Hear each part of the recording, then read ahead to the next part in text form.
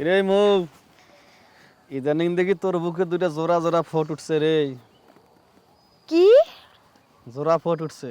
জোড়া ফোর্ট হ্যাঁ। কোথায়? আমি তো দেখতে পাইতাছি না। তুই না দেখলে কি হবে, আমি তো একবারে ঝকঝকা চকচকা পরিষ্কার দেখতেছি। শোন, তুই যদি চাস তোর ওই জোড়া ফোট দুইটা আছে না, আমি গালাই দেবো।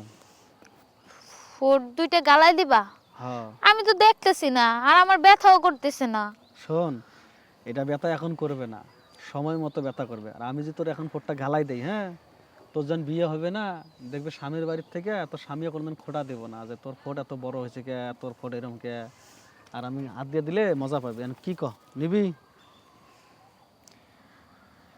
আমি বুঝতে পারিনি। বোঝস নাই? না। আসলে বোঝস নাই? না। তুই চাইয়া দেখতো তোর কোন জায়গার মধ্যে জোড়া ফোট আছে। কই দেখতেছি না তো। আরে আছে, একটু মাত্রা নিচ করে দেখ। তুমি কিসের কথা কইতাছো?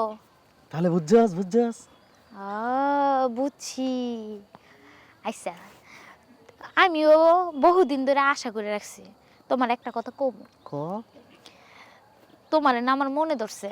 সত্যি কইতাছস? হ্যাঁ, চলো তুমি আর আমি অনেক দূর চলে যাই।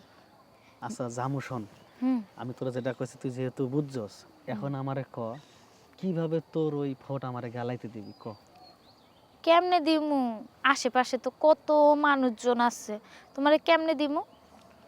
শোন, মানুষজন থাক, তোরে আমি এমন তৃপ্তি দেবো, হ্যাঁ, তুই কল্পনা করতে পারবি না। খালি কবি কি জানো, যে তুই আমার জীবনে আগে আসস নাই কে, আর আমার ফোট আগে গালাস নাই কে, এত মজা কে, এত মজা কে, খালি এই কথা কবি। হ্যাঁ, এটা তো বুঝতেই পারছি। তো চলো। আচ্ছা ঠিক আছে, আয়। আসমু, আমার কিন্তু ভয় করতেছে।